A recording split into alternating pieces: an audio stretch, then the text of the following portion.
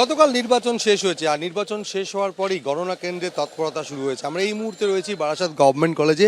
সেখানে বারাসাত লোকসভার অন্তর্গত বারাসাত, হাবড়া, দেগঙ্গা, অশোকনগর এই 4টি বিধানসভার গণনা হবে। তার পাশাপাশি লাগোয়া প্যারীচরণ সরকার রাষ্ট্রীয় বিদ্যালয় সেখানেও গণনা হবে এবং তার জন্য ইভিএমগুলো একে একে আসতে শুরু করেছে। গতকাল রাতে যেহেতু দুর্যোগ ছিল, ঝড় বৃষ্টির জন্য আসেনি। এই মুহূর্তে আমরা দেখতে পাচ্ছি হাবড়া বিধানসভা কেন্দ্রের সমস্ত ইভিএম এবং ভিভিপ্যাটগুলো আসতে শুরু করেছে কন্টেনারে করে এবং সেগুলো একে একে নামিয়ে নিয়ে যাওয়া হচ্ছে স্ট্রং রুমে।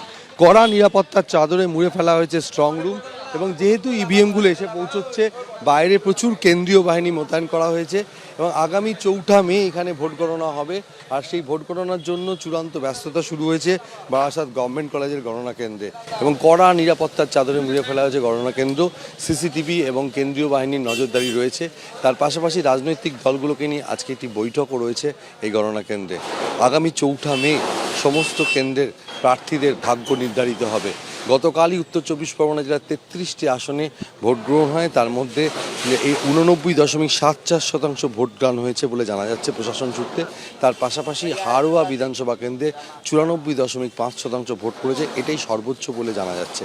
তবে এই যে গণনা সামনে এবং তার জন্য 4 মের জন্য ইভিএমগুলো স্ট্রং রুমে একে একে পৌঁছানো শুরু হয়েছে এবং স্ট্রং রুমের নিরাপত্তা বাড়ানো হয়েছে। ক্যামেরায় শুভঙ্কর লাহার সঙ্গে সমীরণ পাল, এবিপি আনন্দ, উত্তর 24 পরগনা।